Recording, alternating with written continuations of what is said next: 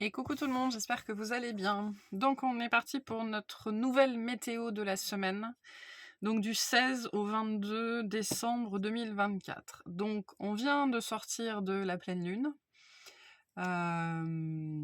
Voilà, n'hésitez pas à partager comment elle s'est passée pour vous, c'est toujours intéressant. Et donc on est en train de quitter un petit peu ces énergies de plein feu, d'accord, où ça bouillonne potentiellement à l'intérieur, pour se poser tout doucement, doucement mais sûrement dans les énergies de la nouvelle lune. Mais bon, le début de semaine peut être remuant encore un petit peu.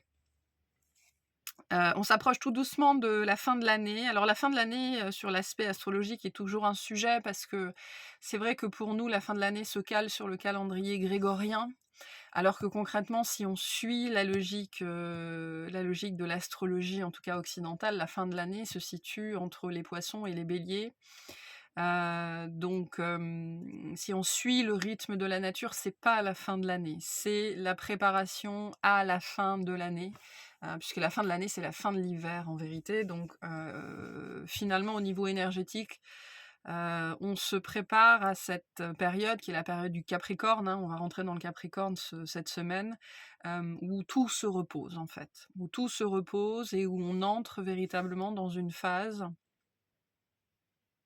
On va connaître la nuit la plus longue cette semaine, dans une phase de repos en fait, hein. Là où l'automne est une phase où on creuse, on creuse, on creuse, on creuse, on creuse, on creuse, l'hiver c'est la phase où on a creusé et on se repose afin de pouvoir émerger en fait, tout beau, tout nouveau, tout neuf au printemps. Mais bon, on vit selon un calendrier, grégorien. Mais bref, peu importe. Le Mercure, voilà, Mercure, le petit sujet de cette semaine. On n'a pas une semaine très, très chargée, d'accord? Ça va être plutôt cool.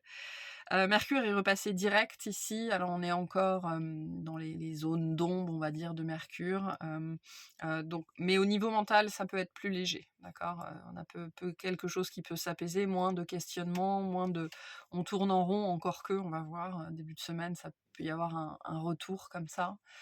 Mais ce retour, en mode direct de Mercure va ramener petit à petit une petite clarté qui va s'installer doucement, d'accord? Et qui va aller de pair aussi, avec le fait qu'après le solstice, on va retourner sur des journées plus longues. Donc voilà, on est ici entre guillemets «dans la dernière ligne droite» au niveau de la perte de lumière, de l'obscurcissement de la conscience ou alors de je creuse, je creuse, je creuse, je creuse et plus je creuse, moins il y a de lumière, qui est le moment où on va commencer, à remonter un petit peu à la surface, mais doucement parce qu'on est fatigué quand même, hein.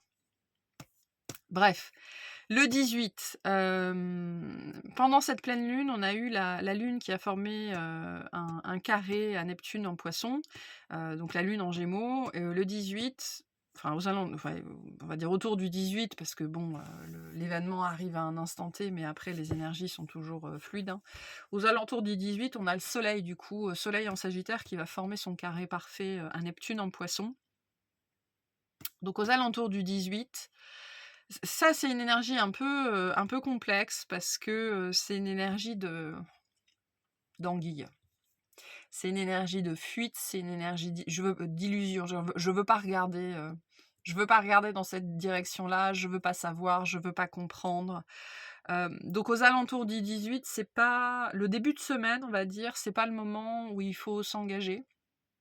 C'est pas le moment où il faut prendre des décisions, c'est pas le moment où il faut acter, c'est pas le moment où il faut signer quoi que ce soit, parce qu'on est vraiment dans des énergies, on va dire, des énergies déceptives, des énergies d'illusion, de faux semblants, que ce soit conscient ou inconscient, voilà, c'est 2-3 jours où vraiment, la dualité et les faux semblants à l'intérieur de nous pourraient vraiment remonter, mais c'est-à-dire qu'à l'intérieur des autres aussi, ça pourrait vraiment remonter. Donc, ne prenez pas de décision sur un coup de tête. Attention aux premières impressions, attention aux jugements, attention aux critiques. Faut rien prendre au pied de la lettre pendant 2-3 jours. Voilà. Si vous pouvez éviter d'avoir des discussions difficiles en début de semaine, plutôt pas mal et en plus au niveau intérieur, on peut avoir du mal à y voir clair, mais qui finalement, c'est «la suite» entre guillemets. On est toujours dans les énergies de la pleine lune, hein, où, on pourrait poser des questions et pas avoir les réponses ou alors on reçoit des réponses et c'est comme si on nous parlait en hébreu. Donc c'est compliqué et donc intérieurement, on pourrait avoir pendant 2-3 jours cette impression de, je je comprends pas ce qui se passe, quoi. Je comprends pas ce qui se passe ou je comprends pas ce qu'on veut me dire ou je comprends pas le message qu'on essaye de me passer ou alors l'impression qu'on nous dit tout et son contraire. Voilà, et c'est une énergie, voilà, comme ça d'anguille, de tendance à la fuite et donc pendant 2-3 jours, ben, il faut juste en fait, il va juste falloir accepter de tourner en rond ou d'avoir l'impression qu'on tourne autour du pot en fait et c'est un peu le serpent qui se mord la queue, avec en plus cette difficulté à voir qu'on est en train de tourner en rond et que le serpent est en train d'essayer de se mordre la queue. Donc voilà, on va juste attendre que ça passe. C'est tout. Mais voilà, juste, soyez, ben, toujours pareil, hein, dans la conscience de ce que vous dites et vraiment c'est pas forcément, début de semaine le moment de faire des promesses, par exemple. Voilà. Ou de prendre pour argent comptant, les promesses des autres potentiellement. Et c'est pas, il faut comprendre que c'est pas des choses, négatives, hein, mais c'est ces périodes où, on va dire à quelqu'un: «Oui, oui, oui, oui, je suis libre ce week-end-là» et en fait pas du tout, mais c'est parce on est complètement ailleurs et on a complètement oublié qu'on devait aller manger avec, Tati Daniel et grand-père Patrick, enfin peu importe.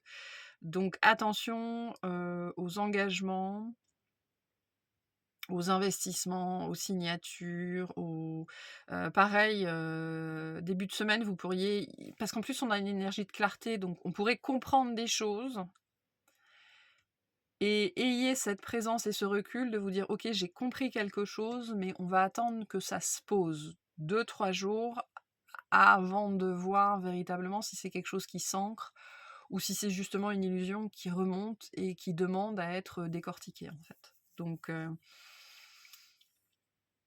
voilà. Heu, Début de semaine, un petit peu tangent, enfin un petit peu pas clair en fait. Voilà, c'est surtout ça, sur, ce qu'il se passe. Le vin, à partir du vin, ça commence à s'apaiser et le vin, aux alentours du vin, on a une belle énergie en fait, notamment au niveau du mental. Donc c'est quelque chose qui va, pour certaines personnes, vous allez même pas le sentir, vous allez même pas le voir, ce dont je viens de parler, et ensuite on a Vénus en Verseau qui forme un trigone à Jupiter en Gémeaux. Jupiter rétrograde en Gémeaux, ça c'est une belle énergie, d'accord? Au niveau du mental, on a un apaisement qui est là. C'est une journée globalement fluide, OK? Ça coule de source. C'est voilà, milieu de semaine au niveau énergie assez cool. Il se passe pas grand-chose en vérité de cette semaine, mais s'il y a un moment où vous voulez vous poser, méditer, notamment c'est une journée où, tout ce qui va être exercice respiratoire, respirer en conscience, sophrologie, pourrait vraiment donner d'excellents résultats au niveau de certaines, compréhensions comme ça. Donc autour du vin, tout ce qui est du domaine de l'air, de l'intellect, du mental, de la respiration, des poumons, des choses comme ça, des idées aussi, de la philosophie, on a une belle fluidité en fait ici en milieu de semaine, qui pourrait amener justement, particulièrement si on fait des exercices de respiration en conscience, puisque on est beaucoup dans le souffle ici avec le Verseau et le Gémeaux, mais surtout le Verseau. Hem, bah, ça pourrait nous permettre, voilà, de comprendre ce qu'on n'a pas compris 3 jours avant, en fait. Donc s'il y a une journée dans la semaine pour faire ça, c'est ça. C'est aux alentours du 20. Parce qu'il y a un gros apaisement du mental, sur ces 24-36 heures, 36 heures-là. Le 21, le soleil passe en Capricorne, c'est le solstice, c'est la nuit la plus longue, OK? Alors le Capricorne, il a mauvaise réputation, hein, c'est le signe par excellence de l'hiver, hein. C'est le moment de l'année où la terre est la plus froide et c'est de la caillasse et on peut pas creuser et on peut pas planter et on peut rien faire si ce n'est attendre Mais surtout, le Capricorne est un signe cardinal. Donc, c'est un signe, on entre dans une énergie d'initiation. Donc c'est vraiment cette énergie de renouveau. Et c'est un renouveau qui va nous amener dans l'hiver, d'accord? Qui est une saison de repos par excellence. Donc vous avez peut-être l'impression de vous être beaucoup reposé ces derniers mois. Globalement ici l'énergie va être à peu près pareille pendant, jusqu'au printemps en fait. En tout cas jusqu'à mi-février encore comme ça. Mais malgré tout, il y a une amorce de mouvement, d'accord? Une amorce de mouvement. À partir du 22, les jours vont se mettre à rallonger, il va y avoir plus de lumière. Je le disais tout à l'heure, ce mercure qui passe en direct va nous ramener petit à petit toujours plus de clarté. C'est quelque chose qui va se faire sur les semaines et sur les 2 mois et demi, à venir, où on va gagner vraiment toujours plus en clarté sur ce qu'on a vécu ces dernières semaines, ces derniers mois, qui va nous porter en fait dans, la suite du chemin. Maintenant, le 21, la nuit la plus longue, le 22, enfin vraiment ces énergies-là, avec l'énergie du Capricorne, sont des moments de retrait.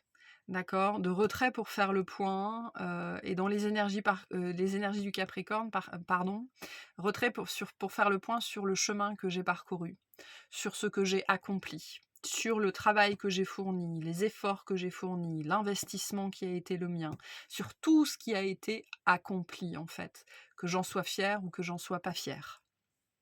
L'énergie du Sagittaire dans lequel était le Soleil est une énergie qui nous a accompagnés pour rediriger notre flèche.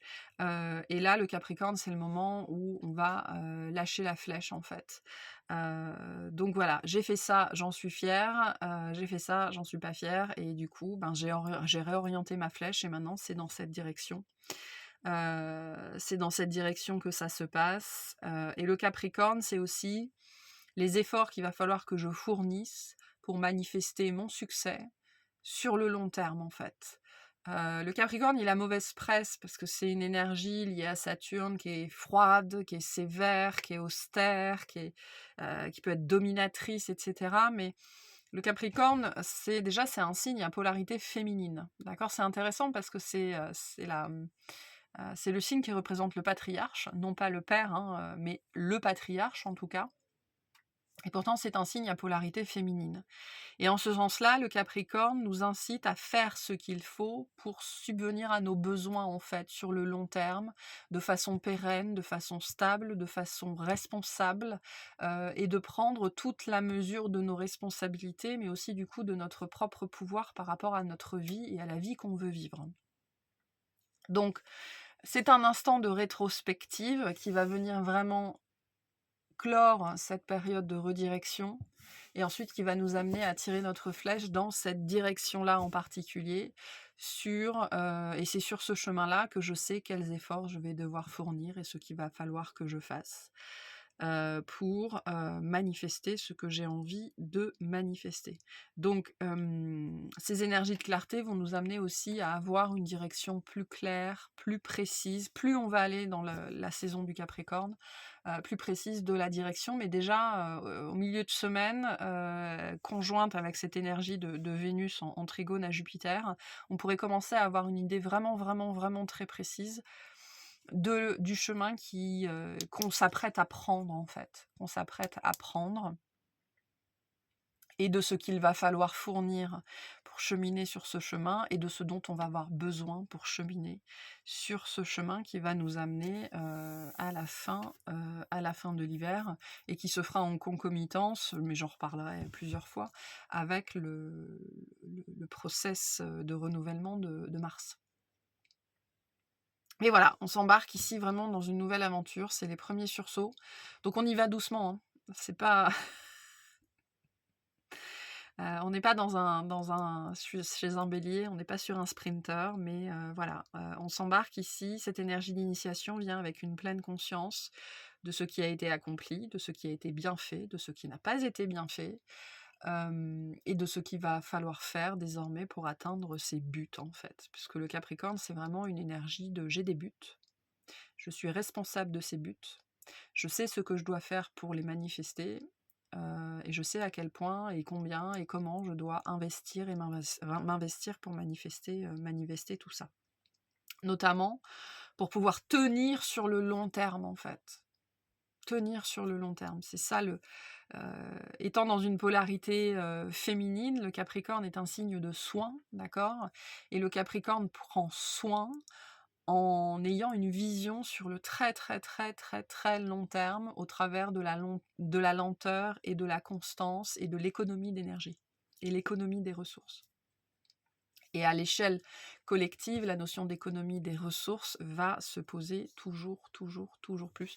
Mais bon, ça, c'est un autre sujet, mais donc ça pourrait être des questions qui pourraient venir en milieu de semaine, tandis qu'on entre vraiment dans cette énergie, du Capricorne.